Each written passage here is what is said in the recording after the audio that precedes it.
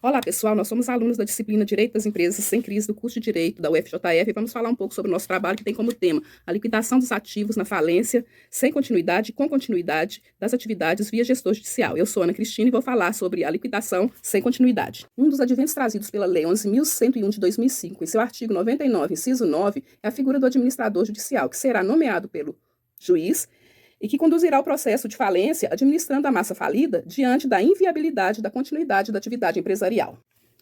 Dentre as muitas funções do administrador judicial, aqui a gente vai destacar a principal, que é praticar os atos necessários à realização dos ativos e o pagamento dos credores. Isso está previsto na lei, na linha I do inciso 3º do artigo 22. Outra coisa é que toda a atuação do administrador judicial está pautada nos princípios da transparência, celeridade e, de modo muito especial, na maximização dos ativos, uma vez que o objetivo principal de todo o processo é angariar o maior valor possível, com a venda de bens nas formas e modalidades da lei, cobranças de dívidas, todos os meios possíveis para amealhar o maior valor, para ao final satisfazer os créditos do maior número de credores possível. Outra coisa que cabe ressaltar é que, para se iniciar a liquidação dos créditos dos credores, não é necessário arrecadar todo o montante.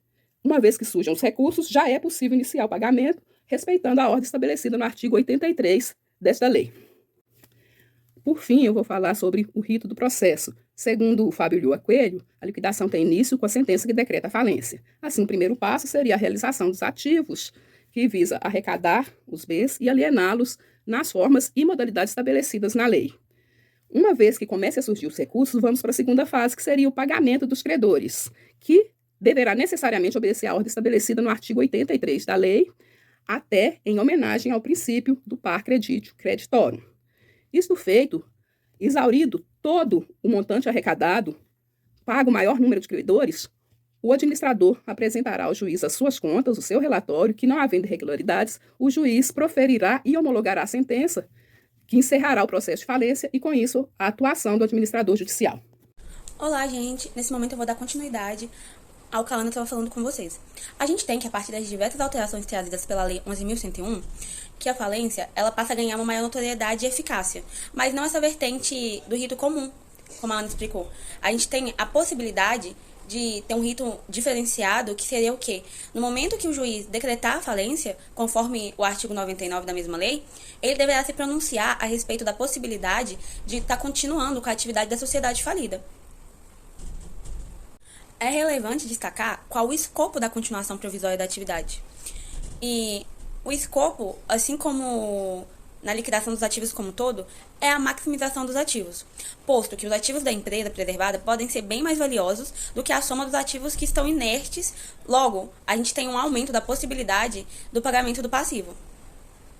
Uma vez que, se a empresa se mantém em funcionamento, ainda que ela venha de uma sociedade empresária falida, por vezes vai ter um caráter positivo, já que vai conseguir se alienar por um preço mais justo, consequentemente vai ajudar a quitar o passivo. A princípio, pode até causar estranheza sobre o porquê, sobre qual motivo seria válido dar continuidade à atividade de uma empresa que veio a falir. Mas a gente tem que ter em mente que não foi a atividade que faliu, que foi uma sociedade empresária. E que aquele fornecimento de bens ou serviço, ou ambos, podem ser vitais para a coletividade. Dessa forma, manter aquilo ali vai garantir o fornecimento do... Por fim, diferentemente do rito comum da falência, na falência continuada, em que se tem a continuação provisória da atividade, será nomeado também, além do administrador judicial, um gestor judicial. E afinal, o que esse gestor judicial ele vai fazer? O gestor ele vai dar prosseguimento à atividade desenvolvida pelaquela sociedade falida até o momento, enquanto o administrador judicial ele ficará responsável pelos bens e pela representação da falida. Bom, compreendido do que se trata a falência continuada, nós trouxemos no nosso resumo expandido um caso concreto, que foi um dos primeiros casos que teve essa aplicação no direito brasileiro mesmo, justamente quanto à sua continuidade da atividade no período de falência. Diante disso, o caso que trouxemos é o caso da Aviação Aérea Rio Grandense S.A., mais conhecido como Varig, no qual, diante da crise financeira que a empresa se encontrava, ela entrou com pedido de recuperação judicial. Todavia, essa recuperação judicial ela não foi efetiva. Diante disso, foi em 2010 que o gestor judicial, na época responsável pelas atividades da empresa, ele requereu em juízo justamente essa conversão da recuperação judicial em falência.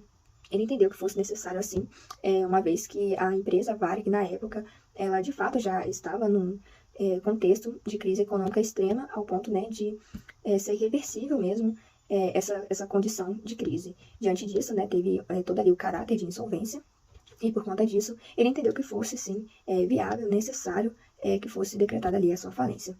Além disso, um ponto importante que vai ser pontual justamente para trazer a questão da falência continuada é de que o gestor judicial ainda, em sede de pedido para decretar a falência, ele entendeu que fosse viável a continuidade das atividades prestadas ali, dos serviços prestados pela Varig, diante que haviam diversos interessados pelos próprios ativos da empresa. E isso vai ser fundamental para a gente entender o motivo de ter sido aplicada a falência continuada nesse caso. Diante disso, em 2010 ainda foi-se decretada a falência da empresa Varig, mas também teve o acolhimento ali do pedido do gestor judicial de manutenção dessas atividades e serviços prestados pela Varig.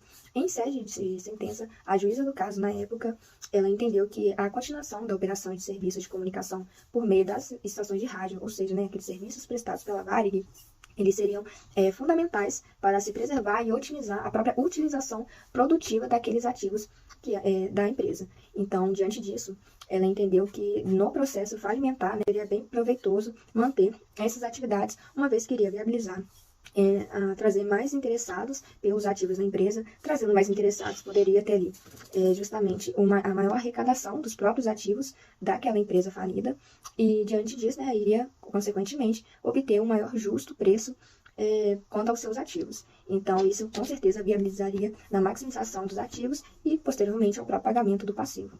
Ou seja, portanto, diante de todo o exposto, a parte conclusiva do nosso trabalho estabeleceu que vai ser diante da liquidação dos ativos sem continuidade que vai ter ali por objetivo maior a própria realização dos ativos e o pagamento do passivo, seguindo, é claro, aquela ordem de preferência estabelecida pelo artigo 83 da Lei de Recuperação e Falência. Então, é importante a gente, é claro, não esquecer aqui da figura primordial do administrador judicial, o qual ele vai ser responsável justamente pela massa falida.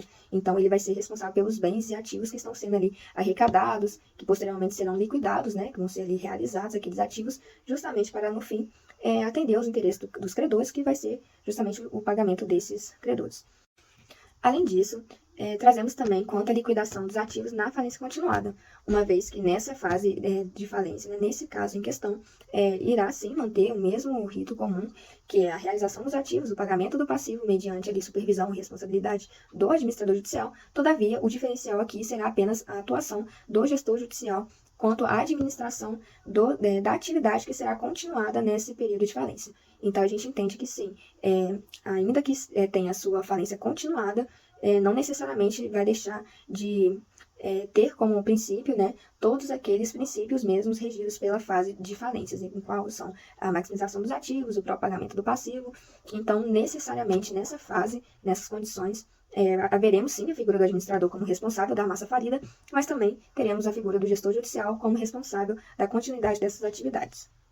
Por fim, ressalta-se ainda que na falência continuada há diversas discussões quanto à sua própria concessão, uma vez que se entende que na fase de falência a ideia primordial é justamente o encerramento das atividades da empresa e, posteriormente, o encerramento, é claro, das suas obrigações perante os credores. Então, nós entendemos justamente de que, ainda que a falência ela tenha esse teor justamente de encerramento das próprias atividades, prestações, dos serviços, dos trabalhos, de tudo que era praticado pelas empresas, né, aquela empresa que foi decretada como falida, nós entendemos sim a sua essencialidade na sua aplicação, uma vez que, como já exposto aqui, traz diversas vantagens, diversos benefícios, e é claro, ainda que tenha essa manutenção num período, num processo, que em tese era para ser extinto, nós entendemos ainda que, de longe, a falência continuada, ela não irá violar nenhum dos princípios regentes ali pela fase de falência, uma vez que, como foi exposto, né, no caso concreto trazido, e como diversos outros casos que podemos observar, muitas das vezes, essa continuidade da atividade no período de falência vai viabilizar ainda mais quanto à sua maximização dos ativos e, posteriormente, é claro, ao pagamento do passivo.